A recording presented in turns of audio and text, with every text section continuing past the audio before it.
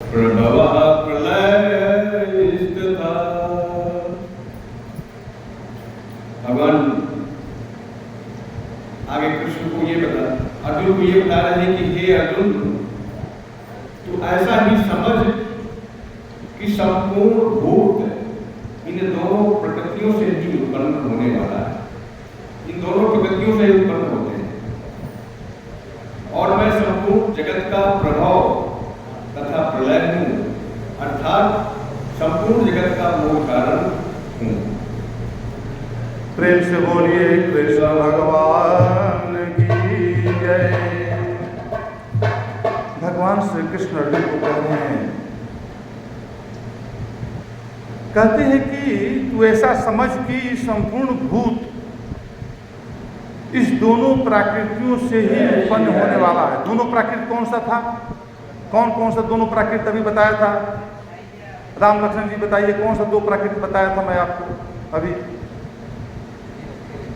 दो प्राकृत किसकी चर्चा की गई थी? उपाध्याय जी बताइए, द्विवेदी जी बताइए, दो प्राकृत कौन से बताया था? देखिए, दो प्रकृति जो है परा अपरा। अपरा जो है ये आपका बिल्कुल जड़ है।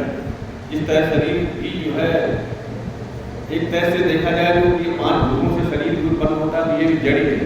शरीर का जितना भी जो है हमारे शरीर में सब जड़ ही है, लेकिन चेतन जो है, चेतन जब आ जाता है तो ये जो है जीव जो है मतलब है, फिर जब जहाँ चेतनता आ जाती है तो यही प्रकृति जो जड़ है वो परा हो जाती है। परा और अपरा और परा दो प्रकृति। जैसे अभी जैसे बताया महात्मा जी की परा और अपरा दो प्राकृत। कहने का मतलब है कि इसमें से जो भी बातें हो रही है ज्ञान की, ये मैं किसी से पूछूंगा, कभी भी पूछ सकता हूँ, इसलिए ध्यान से अगर सुनेंगे तभी आपको, नहीं तो जो है आप प्रश्न देने के लायक अपने को बना रखिए। तो यहाँ पर जो है परा और अपरा दो प्रकृति जो चर्चा किया था, अभी भी किया हूँ, तो बता रहे हैं कि इससे ये उत्पन्न हो, दोनों एक साथ मिलने से मैं संपूर्ण जगत का प्रलय और उत्पन्न करता हूँ, उत्पत्ति और प्रलय का कारण बनता हूँ। ये दोनों शक्तियों से, भगवान अपने में नहीं होते हैं, ये दोनों शक्तियों से कर रहे हैं। तो कह रहे हैं कि निरुपाधि परम ब्रह्म नित्य शुद्ध निराकार निष्फल सच्चिदानंद स्वरूप है तथा माया सहित वही सर्वशक्तिमान भगवान सोपाधि अनंत शक्ति संपन्न सर्वेश्वर परमेश्वर ईश्वर है। मैं एक समय चर्चा किया था, ब्रह्म, ईश्वर, भगवान, हम सब इसको तीनों को कैसे समझेंगे कि किसको ब्रह्म कहा जाए, किसको ईश्वर कहा जाए, किसको भगवान कहा जाए।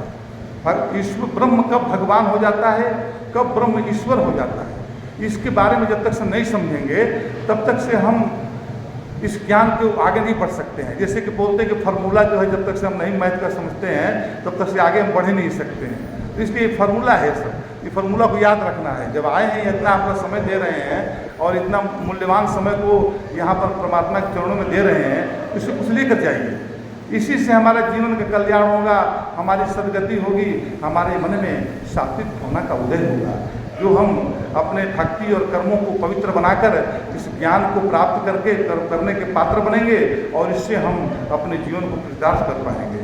तो आगे बता रहे हैं कि परमात्मा का तो स्वरूप जो ब्रह्म स्वरूप होता है वो तो निरुपाधि है, जिसमें कोई उपाधि नहीं, परम ब्रह्म नित्य है, हमेशा है, शाश्वत है, शुद्ध है, निर्विकार है, जिसमें कोई निर्विकार नहीं है, निष्फल है, जिसमें कोई फल नहीं मिल सकता है, सच्चित आनंद स्वरूप है तथा माया सहित वही, जब प्रकृति माया को जब वर्ण कर लेता है तो सर्वशक्तिमान भगवान सोपाधि अनंत शक्ति संपन्न सर्वेश्वर परमेश्वर ईश्वर हो जाता है। तो ईश्वर हमारे कण-कण में है, घट-घट में ईश्वर है, हर जगह ईश्वर है। तो ये ईश्वर जो है हर जगह पर जो विराजमान है, तो ये किस रूप में विराजमान है? जैसे भगवान श्री कृष्ण, अभी ध्यान दीजिए, भगवान श्री कृष्ण अभी जो है इसको आगे कहेंगे, कहते हैं कि पानी में मैं रस हूँ, मैं हर चीज़ों में अपने को समाहित कर रहे हैं। तो ये क्या है कि ईश्वर जो है, ईश्वर ये समाहित हो रहा है, उसके ईश्वर भाव है, ईश्वर हर जगह, हर चीजों में, कण कण में, घट घट में ईश्वर का निवास है। हर पत्ते पत्ते, डाली डाली में ईश्वर का विराजमान है, हर जगह वो रम रहा है। तो इस ईश्वर को समझने के लिए हमको बता रहे हैं कि इसमें क्या है कि माया से, कि माया के साथ जब ब्रह्म जो है संयोग हो जाता है तो ईश्वर का रूप बन जाता है। आगे बताते हैं कि जो संपूर्ण सृष्टि का रचयिता हो जाता है, वो संपूर्ण सृष्टि को रचयिता बन जाता है। माया में भी आप ये धन की माया नहीं, भगवान की जो चिन्मय शक्ति है जिससे वो संसार में सब चीजों को, इस सृष्टि को जो उत्पन्न करते हैं, तो वो जो चिन्मय माया है, वो माया भगवान की जो है के अंदर जो है, ब्रह्म के अंदर ये सब शक्ति है। तो जब उन्होंने चाहा कि ये मैं सृष्टि का उत्पादन करूं, तो उस चिन्मय माया की शक्ति से इस ब्रह्म, इस जगत का जो है उन्होंने जो है वो धारण किया, वो चिन्मय माया है। तो यहाँ पर बता रहे हैं कि ईश्वर जो संपूर्ण सृष्टि की रचयिता है, पोषक है, पालन करता और संहार करता है, जो ब्रह्मा विष्णु महेश की उपाधि दी गई है, ईश्वर रूप में दी गई है कि ये जो है रचयिता, पालन करता और संहार करता सृष्टि का, इन्हीं के माध्यम से होता है। परमेश्वर अपनी दो शक्तियों, विविध प्रकार के प्राकृत से संसार का चेतन और अचेतन जड़ पदार्थों की रचना करता है। दो शक्तियाँ, परा और अपरा शक्ति, दोनों शक्तियों से जड़ और चेतन को संयोग करके इस क्षेत्र के रूप बन जाता है। कहते हैं कि चेतन जीवात्मा तथा अपरा क्षेत्र रूपी जड़ निर्जीव अचेतन शरीर इत्यादि है। ये दोनों जो है दो रूपों में विभक्त है, लेकिन ये दोनों जो है प्रकृति जो है परमात्मा का रूप है, परमात्मा के अधीन है। कहते हैं कि दोनों प्रकृति परमेश्वर के अधीन है, परमेश्वर के अधीन है। सांख्य योग कपिल मुनि जो है बोलते हैं कि नहीं, ये जो प्रकृति और पुरुष दो को बनाए हैं, लेकिन यहाँ पर भगवान श्री कृष्ण ने इसमें परमेश्वर के अधीन माना है, माने हमारे अधीन है। तो कहते हैं कि स्वतंत्र नहीं है, ये प्रकृति स्वतंत्र नहीं है। परमेश्वर अपने इच्छाओं से इस प्रकृति को जो है संचालित करता है। कहते हैं कि तथा परमेश्वर की उपाधि है, कि परमेश्वर की विभूति है, उपाधि है। और अपरा प्रकृति रचित जड़ शरीर में परा प्रकृति जीवात्मा कर्मानुसार भोक्ता के रूप में प्रवेश करता है।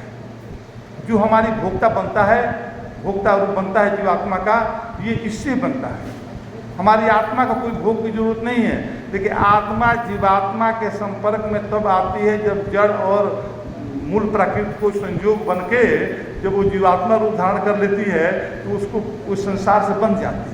प्रकृति से बन कर उसको भूख लगता है, प्यास लगता है, उसे हर सुख दुख का अनुभव होता है ना। तो ये सब चीज़ उसके प्रभावित करते हैं। तो कहते हैं, आगे बता रहे हैं कि प्राकृत रूप जीवात्मा कर्मानुसार भोक्ता के रूप में प्रवेश करता है, देह धारण करता है, वही देह धारण करता है।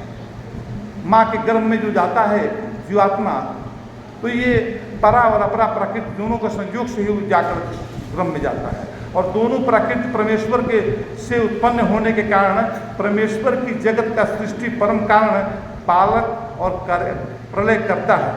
जगत की सृष्टि स्थिति प्रलय का परम कारण परमेश्वर होता है। परमेश्वर परम पुरुष ही परा प्रकृति, जो जीव पुरुष बोलते हैं, जीव बोलते हैं या पुरुष बोलते हैं, तथा अपरा प्रकृति जो जड़ पदार्थ के संयोग से इस जगत प्रपंच की रचना करता है। इस जगत प्रपंच उसी के द्वारा रचित है तथा सर्वेश्वर है, उस सभी जगह विराजमान है।